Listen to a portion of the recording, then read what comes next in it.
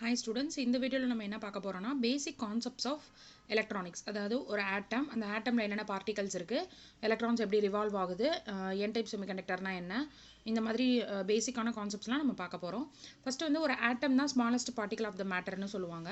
அதுக்கப்புறம் இந்த atomக்குள்ள neutron and proton, electron இந்த மூணு கைண்ட் ஆஃப் மேட்டர்ஸ் இருக்கு. இந்த புரோட்டான்றது பாசிட்டிவ்லி சார்ஜ் அண்ட் எலக்ட்ரான் வந்து நெகட்டிவ்லி சார்ஜ்டு.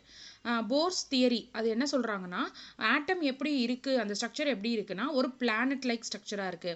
அதாவது எப்படி ஒரு சன் வந்து சன்னை வந்து எல்லா பிளானட்ஸும் வந்து ரிவால்வ் ஆகுதோ அந்த மாதிரி ஒரு நியூக்ளியஸை வந்து எலக்ட்ரான்ஸ் ரிவால்வ் பண்ணுது அப்படின்னு சொல்லி சொல்றாங்க. நெக்ஸ்ட் புரோட்டான்ஸ் அண்ட் நியூட்ரான்ஸ் இது ரெண்டும் சேர்ந்து கம்பைன்ட் ஆகி சென்டர் ஆஃப் த ஆட்டம்ல இருக்கும். அந்த புரோட்டான்ஸ் அண்ட் நியூட்ரான்ஸ் கம்பைன் பண்ணதை என்ன சொல்லுவோம்னா நியூக்ளியஸ் அப்படின்னு சொல்லி சொல்லுவோம். எலக்ட்ரான்ஸ் வந்து இந்த நியூக்ளியஸை சுற்றி வேற வேற ஆர்பிட்ல வந்து ரிவால்வ் ஆகிட்டே இருக்கு அப்படின்னு சொல்லி சொல்றாங்க. எப்படி வந்து நம்ம சன் இருக்கு, அதை சுற்றி வந்து ஃபர்ஸ்ட் மெர்க்குரி, அதுக்கப்புறம் வந்து வீனஸ், எர்த், மார்ஸ் இதெல்லாம் தனித்தனி ஆர்பிட்ல, அதாவது தனித்தனி பாத்தில் வந்து ரிவால்வ் ஆகுதோ அதே மாதிரி எலக்ட்ரான்ஸும் வந்து வேற வேற ஆர்பிட் ஆர் ஷெல்லில் வந்து ரிவால்வ் ஆகுது அப்படின்ற மாதிரி சொல்றாங்க. நெக்ஸ்ட் ஒவ்வொரு ஆர்பிட்லையும் மேக்ஸிமம் நம்பர் ஆஃப் எலக்ட்ரான்ஸ் எவ்வளோ இருக்கணும்னா 2 into n². இந்த ஃபார்முலா வச்சு தான் மேக்ஸிமம். இது கம்மியாகவும் இருக்கலாம், பட் வந்து மேக்ஸிமம் எவ்வளோ இருக்கணும்னா 2 into n². இதுதான். சப்போஸ் ஃபர்ஸ்ட் ஷெல்லில் எவ்வளோ இருக்கணும்னா 2 into 1². அதாவது ஸ்மால் nன்றது நம்பர் ஆஃப் ஆர்பிட்டை குறிக்குது. ஓகேங்களா? அப்போ 1ன்னா ஃபர்ஸ்ட் ஆர்பிட்ல எவ்வளோ இருக்கும் 2 into 1². அப்போ 2 எலக்ட்ரான்ஸ் இருக்கணும். சப்போஸ் செகண்ட் ஆர்பிட்ல எவ்வளோ இருக்குன்னா 2 into 2^2. தட் மீன்ஸ் 8 எலக்ட்ரான்ஸ் இருக்கலாம். அதாவது மேக்ஸிமம் 8 எலக்ட்ரான்ஸ் இருக்கணும்.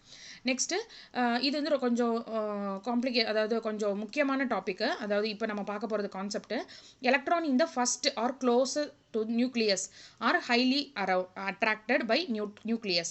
அதாவது நியூக்ளியஸ் நீங்க டயக்ராம் பார்க்குறப்போ உங்களுக்கு தெளிவாக புரியும்.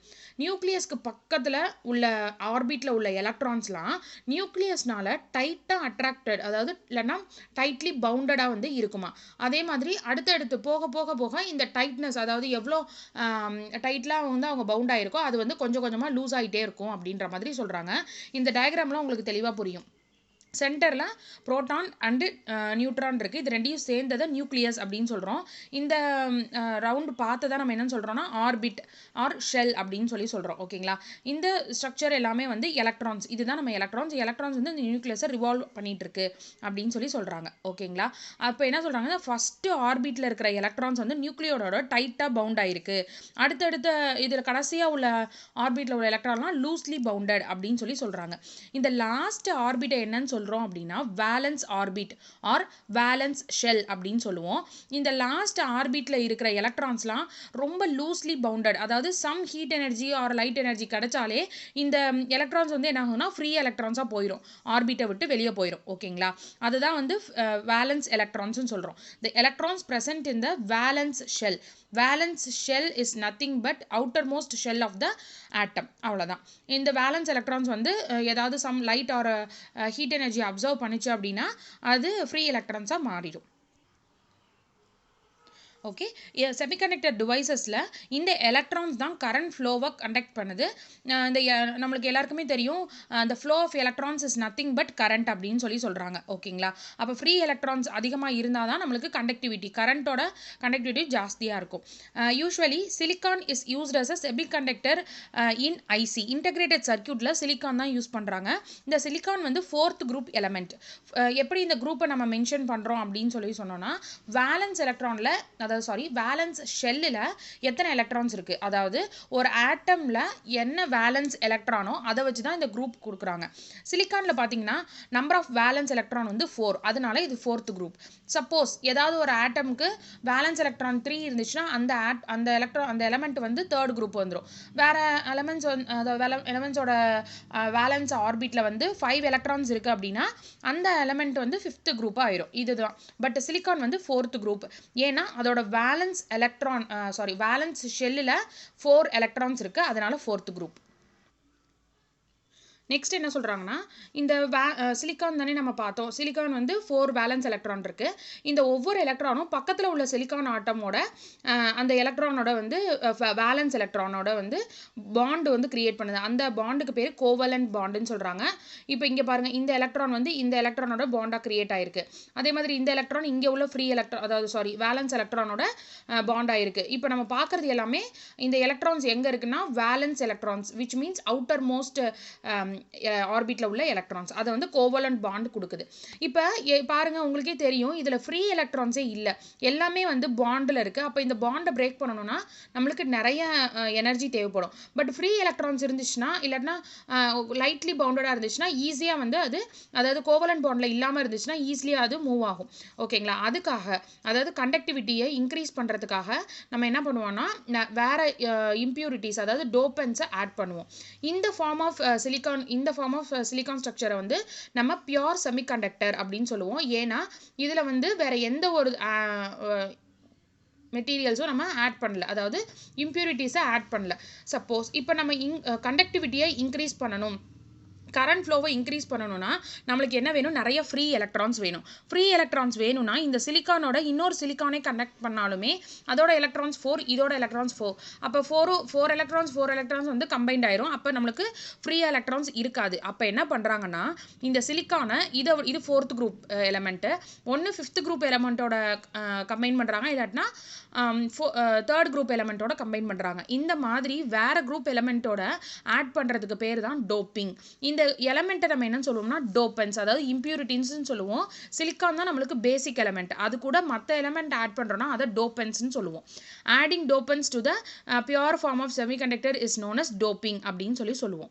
இஃப் சப்போஸ் நம்ம 5th குரூப், அதாவது ஒரு எலமெண்ட்டில் வேலன்ஸ் ஷெல்லில் 5 எலக்ட்ரான்ஸ் இருந்துச்சுன்னா அதை 5th குரூப் எலமெண்ட்னு சொல்லுவோம். லைக் ஆன்டிமனி வந்து 5th குரூப் எலமெண்ட். இதை வந்து நம்ம 4th குரூப் சிலிக்கானோட ஆட் பண்ணோம் அப்படின்னா சிலிக்கானில் உள்ள 4 வேலன்ஸ் எலக்ட்ரானும் ஆன்டிமனியில் உள்ள 4 வேலன்ஸ் எலக்ட்ரானும் ஜாயின் ஆயிரும். அப்போ பேலன்ஸ் வந்து ஆன்டிமனியில் ஒரு 5th வேலன்ஸ் எலக்ட்ரான் இருக்கும். அது வந்து நம்ம ஈஸியாக வந்து லூஸ்லி பவுண்டடாக இருக்கும். சம் எனர்ஜி கொடுத்தோன்னா அது வந்து it can easily move to next state. ஓகேங்களா? அப்போ வந்து அது மூவ் ஆகி போகிறது தான் நம்மளுக்கு கரண்ட்டுன்னு சொல்கிறோம். அப்போ இந்த மாதிரி டோப்பன்ட் ஆட் பண்ணுறனால நம்மளுக்கு ஃப்ரீ எலக்ட்ரான்ஸ் இன்க்ரீஸ் ஆகுது. ஃப்ரீ எலக்ட்ரான் இன்க்ரீஸ் ஆனால் தான் கண்டக்டிவிட்டி இன்க்ரீஸ் ஆகும். இங்கே நம்ம இந்த டோப்பிங் ப்ராசஸில் பார்த்தோன்னா ஃப்ரீ எலக்ட்ரான்ஸ், அதாவது நெகட்டிவ்லி சார்ஜ்டு பார்ட்டிகல்ஸ் நிறையா இருக்குது. ஓகேங்களா? இப்போ நீங்கள் வந்து பார்த்தது வந்து ஒரு தடவை ஆட் பண்ணோன்னா ஒரு எலக்ட்ரான்ஸ் கிடைக்கும். இதே ஒரு 10 டைம்ஸ் ஆட் பண்ணோம், அதாவது நம்ம இம்பியூரிட்டிஸ்க்கும் சிலிக்கான் ஒரு 10⁻⁹ டைம்ஸ் வந்து நம்மளுக்கு கம்மி, ஒரு 10⁻⁹ டைம்ஸ் சிலிக்கான் இருந்துச்சுன்னா ஒரு ஆட்டம் நம்ம ஆட் பண்ணுவோம். அந்த மாதிரி தான் கம்மியான அளவு தான் நம்ம வந்து டோப்பிங் பண்ணுவோம். அப்படி பண்ணுறப்பவே நம்மளுக்கு ஃப்ரீ எலக்ட்ரான்ஸ் வந்து நிறையா இருக்கும். ஓகேங்களா? அப்போ எலக்ட்ரான்ஸ் அதிகமாக இருக்குது, மெஜாரிட்டி கேரியர் எலக்ட்ரான்ஸாக இருந்துச்சுன்னா அது என் டைப் செமிகண்டக்டர் அப்படின்னு சொல்கிறாங்க.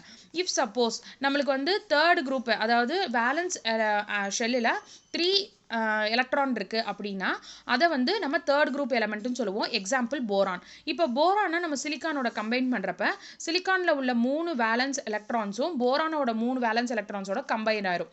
ஆனால் சிலிக்கானோட 4th valence electron covalent bond form பண்ணுறதுக்கு போரானில் இடம் இருக்காது. அந்த இடத்துல ஒரு வேக்கண்ட் பொசிஷன் தான் இருக்கும். ஓகேவா?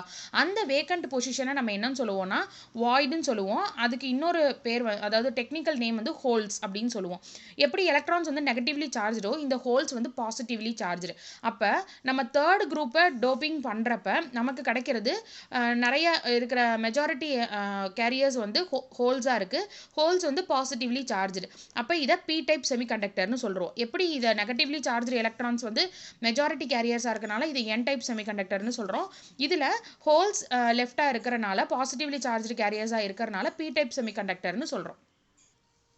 இதில் உங்களுக்கு கிளியராக புரியும். இங்கே ஒரு எலக்ட்ரான்ஸ் எக்ஸ்ட்ராவாக இருக்குது, அதை வந்து 5th valence electron of antimony, அதனால் எலக்ட்ரான் எக்ஸ்ட்ராவாக இருக்கிறனால என் டைப் செமிகண்டக்டர்னு சொல்கிறோம். இங்கே பார்த்தீங்கன்னா ஒரு வாய்டு தான் எக்ஸ்ட்ரா இருக்குது.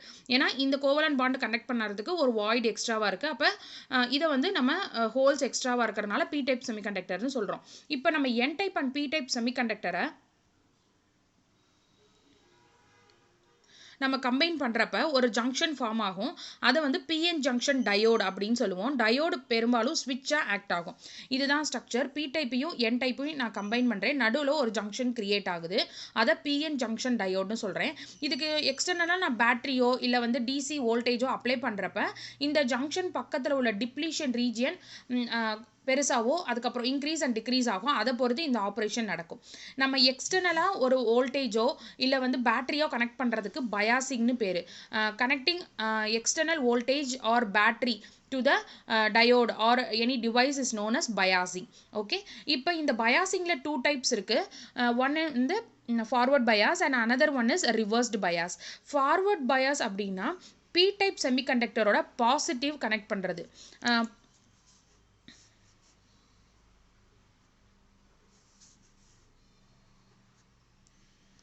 ஓகே, இங்கே பி டைப் செமிகண்டக்டரோட positive side of the battery connect பண்ணியிருக்கேன். என் டைப் கூட negative side of the battery connect பண்ணியிருக்கேன். இது வந்து ஃபார்வர்ட் பயாஸ். இந்த பக்கம் பார்த்தீங்கன்னா பி டைப் கூட negative side of the battery connect பண்ணியிருக்கேன். என் டைப் கூட positive side of the battery connect பண்ணியிருக்கேன். இது வந்து ரிவர்ஸ்டு பயாஸ். ஓகேங்களா? ஃபார்வர்ட் பயாஸில் டயோடு வந்து ஆனாக இருக்கும். அது எப்படின்னு சொல்கிறேன். அப்போ பாசிட்டிவ் சார்ஜஸ் வந்து இங்கே போகும். இங்கே இருக்க பி டைப்னா ஹோல்ஸ் தான் மெஜாரிட்டி கேரியர். பாசிட்டிவும் ரிப்பல் பண்ணும். அப்போ ஹோல்ஸ் எல்லாம் இந்த பக்கம் போக பார்க்கும். எலக்ட்ரான்ஸ் என்ன ஆகும்னா இந்த சைடு, அதாவது என் டைப்பில் மெஜாரிட்டி கேரியர்ஸ் எலக்ட்ரான்ஸ் இந்த பாசிட்டிவ் சார்ஜை அட்ராக்ட் பண்ணி இந்த சைடு மூவ் ஆகும். அப்போ கரண்ட் எப்பயுமே, அதாவது நம்ம எக்ஸ்டர்னலாக கொடுக்குறோம்ல வோல்டேஜ், அதோட ஃப்ளோவை என்னன்னு சொல்லுவோம்னா கன்வென்ஷனல் கரண்ட்னு சொல்லுவோம். ஃப்ளோ ஆஃப் எலக்ட்ரான்ஸை வந்து நார்மலாக ஃப்ளோ ஆஃப் எலக்ட்ரான்ஸ்னு சொல்லுவோம். இப்போ கன்வென்ஷனல் கரண்ட் ஆல்வேஸ் எப்படி மூவ் ஆகும்னா பாசிட்டிவ் சைடுலேருந்து தான் நெகட்டிவ் சைடு ஃப்ளோ ஆக பார்க்கும். ஓகேங்களா? இதே ஃப்ளோ ஆஃப் எலக்ட்ரான்ஸ் எப்படி இருக்கும், இந்த பக்கம் இருந்து இந்த சைடு போக ஆரம்பிக்கும். அப்போ இங்கே இருக்கிற ஹோல்ஸ்லாம் இந்த சைடு மூவ் ஆகும், இந்த சைடில் எலக்ட்ரான்ஸ்லாம் இப்படி மூவ் ஆகும். நடுவில் உள்ள டிப்ளீஷன் ரீஜியன் டிக்ரீஸ் ஆகிட்டே வரும். 0.7 வந்த பிறகு அந்த டிப்ளீஷன் ரீஜன் இல்லாமல் போயிடும். நார்மல் கண்டக்ஷன் நடக்கும். இதே ரிவர்ஸ்டு பயாஸில் பாருங்கள், இது நெகட்டிவ் சார்ஜ் ஹோல்ஸை வந்து அட்ராக்ட் பண்ணும். இது என்ஸ், அதாவது எலக்ட்ரான்ஸ் இங்கே இருக்கும். இந்த பாசிட்டிவ் சார்ஜ் இந்த எலக்ட்ரான்ஸை அட்ராக்ட் பண்ணும். அப்போ இந்த நடுவில் இருக்கிற டிப்ளீஷன் ரீஜன் பெருசாகிட்டே போகும். கேப் வந்து நிறையா வந்துட்டே இருக்கும். அதனால இந்த கன்வென்ஷனல் கரண்ட், அதாவது பாசிட்டிவ்லேருந்து நெகட்டிவ் ஃப்ளோ ஆகும்ல கன்வென்ஷனல் கரண்ட், அதால் ஃப்ளோ ஆக முடியாது. ஓகேவா? அப்போ இந்த டிவைஸ் ஆஃபில் இருக்கும். ஃபார்வர்ட் பயாஸாக இருக்கிறப்ப டயோடு வந்து ஆனாக இருக்கும். ரிவர்ஸ்டு பயாஸாக இருக்கிறப்ப டயோடு வந்து ஆஃபாக இருக்கும். இந்த 0.7ன்னு சொன்னேன், அதாவது minimum amount of voltage to required to start to on the device is known as threshold voltage. Threshold voltage is nothing but minimum required voltage to active to on the device is known as threshold voltage. Silicon diode பார்த்தீங்கன்னா 0.7 volt. இதே ஜெர்மானியம் diode பார்த்தீங்கன்னா 0.3 volt. ஓகேங்களா? அப்போ இங்கே பார்த்தோன்னா நம்மளுக்கு என்ன ஆகும்னா டிப்ளீஷன் ரீஜன் நம்மளுக்கு வந்து பெருசாகிடும், அதாவது இன்க்ரீசஸ் ஆயிரும். கன்வென்ஷனல் கரண்ட் வந்து ஃப்ளோ ஆகாது. ஆனால் இந்த பி டைப்பில் கொஞ்சம் மைனாரிட்டி கேரியர்ஸ் இருக்கும்ல எலக்ட்ரான்ஸ், அது மட்டும் லீக்கேஜ் கரண்ட் மாதிரி கொஞ்சோண்டு வரும். ஓகேங்களா? அதை தான் நான் இங்கே சொல்லியிருக்கேன். Reversed bias. ஃபார்வர்ட் பயாஸாக இருந்துச்சுன்னா டிப்ளீஷன் ரீஜன் டிக்ரீஸ் ஆகும். கரண்ட் வந்து p type to n type வந்து ஃப்ளோ ஆகும், அதாவது கன்வென்ஷனல் கரண்ட். ஓகேங்களா? எலக்ட்ரான்ஸ் ஃப்ளோ எங்கே இருக்கும், ஏன்னா மெஜாரிட்டி எலக்ட்ரான்ஸ் எங்கே இருக்குது, என்ல தான். எலக்ட்ரான்ஸ் ஃப்ளோ எங்கேருந்து எங்கே இருக்குன்னா n type to p type. எப்பயுமே இந்த எலக்ட்ரான்ஸ் ஃப்ளோ கன்வென்ஷனல் கரண்ட்டுக்கு ஆப்போசிட் டைரக்ஷனில் தான் இருக்கும். எலக்ட்ரான் வந்து n type to p type flow ஆகுது அப்படின்னா கன்வென்ஷனல் கரண்ட், அதாவது எக்ஸ்டர்னல் பேட்டரியோட சார்ஜ் வந்து எப்படி ஃப்ளோ ஆகும்னா opposite to the electron flow தான் ஃப்ளோ ஆகும். Next reversed bias. Depletion region increases ஆகும். அதனால அந்த கன்வென்ஷனல் கரண்ட்னால ஃப்ளோ ஆக முடியாது. மெஜாரிட்டி கேரியர்ஸும் நம்மளுக்கு வந்து அட்ராக்ட் ஆகி அந்த கார்னரில் தான் நிற்குமே ஒழிய ஃப்ளோ ஆகாது. அதனால மைனாரிட்டி கேரியர், அதாவது பி டைப்பில் மைனாரிட்டி கேரியர் எது, எலக்ட்ரான்ஸ். என் டைப்பில் மைனாரிட்டி கேரியர் எது, ஹோல்ஸ். இந்த மைனாரிட்டி கேரியர்ஸ் மட்டும்தான் ஃப்ளோ ஆகும். அதனால சம் லீக்கேஜ் கரண்ட் மட்டும்தான் இருக்கும். அதனால நம்ம மைனாரிட்டி கேரியர் எங்கேருந்து எங்கே போகும்னா பி டைப்லேருந்து என் டைப்பு போகும். அப்போ நம்மளுக்கு ஆப்வியஸாக எந்த டைப் எங்கேருந்து வந்திருக்கணும்னா என் டைப்பில் தான் நம்ம வந்து பாசிட்டிவ் சார்ஜை கனெக்ட் பண்ணியிருக்கணும். கன்வென்ஷனல் கரண்ட் இப்படி வந்திருக்கணும். பட் வந்து இங்கே டிப்ளீஷன் ரீஜன் பெருசானனால அது ஒரு பேரியர் கேட்டாக ஆக்ட் ஆகும். பேரியர் பொட்டன்ஷியலை அந்த இடத்துல கிரியேட் பண்ணி விட்டுரும். அதனால இந்த கன்வென்ஷனல் ஃப்ளோ நடக்காது. ஸோ இந்த டிவைஸ் ரிவர்ஸ்டு பயாஸில் ஆஃப்ல இருக்கும். ரெண்டே விஷயம் தான். ஃபார்வர்ட் பயாஸில் இருந்துச்சுன்னா டயோட் ஆனாக இருக்கும், ஏன்னா டிப்ளீஷன் ரீஜியன் டிக்ரீசஸ் ஆயிரும். ரிவர்ஸ்டு பயாஸில் இருந்துச்சுன்னா டயோட் ஆஃபாக இருக்கும், because depletion region increases. Okay, thank you.